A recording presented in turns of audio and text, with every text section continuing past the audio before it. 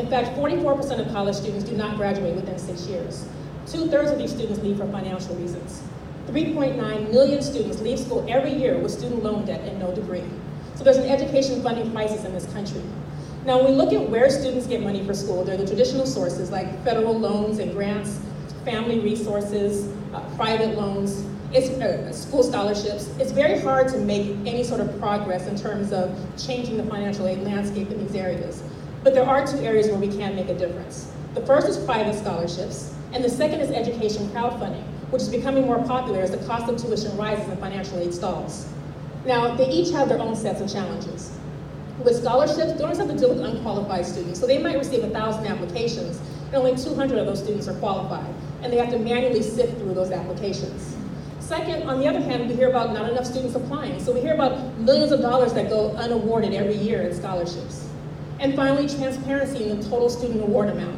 So we hear these stories about students who raise $100,000 in scholarships for 1 year that they don't necessarily need, and then other students who don't have any funding at all. Now, on the student side, there's application fatigue. So if you want to apply to 20 scholarships, you have to fill out how many applications? 20, right? It's all the same information for the most part. And then after students fill out these scholarships, if they don't get the award, a lot of times they don't even hear back. Now, with crowdfunding, donors deal with unverified students. So if you're applying for scholarships or loans, you have to prove that you are who you say you are. When it comes to crowdfunding, you have no idea really if these students are actually enrolled in school. Then there's a need for easier and more giving options. If you look at GoFundMe and other crowdfunding platforms, there's really only one way to give. You can make a one-time donation and that's it. You can't give to the school, you can't do recurring donations. Next, concerns about student communication. So after you give funding to a student, a lot of times you don't hear back unless they need more money later. On the student side, if you've exhausted your primary connections, how do you reach out to other potential donors to get more money for school?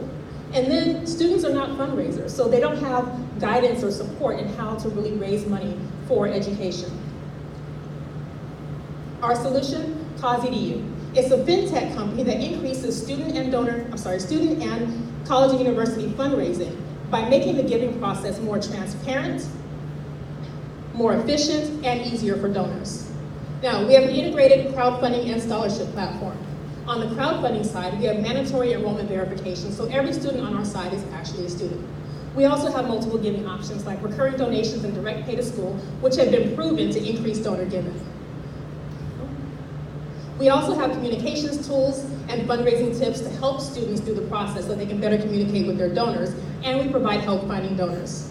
On the scholarship side, we have a common app, which allows students to submit one application for multiple scholarships, significantly cutting down on the amount of time they spend applying. Additionally, there's a filter feature. So the donor gets 1,000 applications, only 200 are qualified, they only see 200. So it significantly reduces the amount of time they have to spend manually sifting through applications. Automated communication, so if the student does not receive an award, they can receive an automatic rejection letter so they know where they stand. Transparency in the total award amount. So if a student is raising money on both the crowdfunding and scholarship side, donors can see exactly how much they've raised. So if a student says they need $20,000, you say that they've raised 15, and you have a $10,000 scholarship, you can give them the remaining 5 and give the 5 to someone else.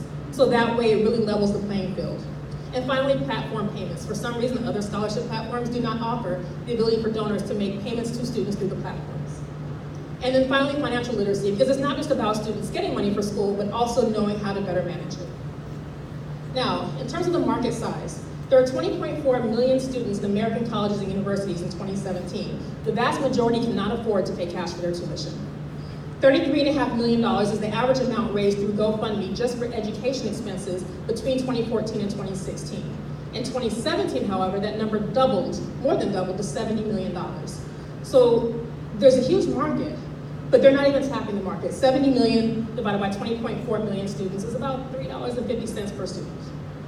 Additionally, 1.5 million private sector scholarships on the FastWeb website alone.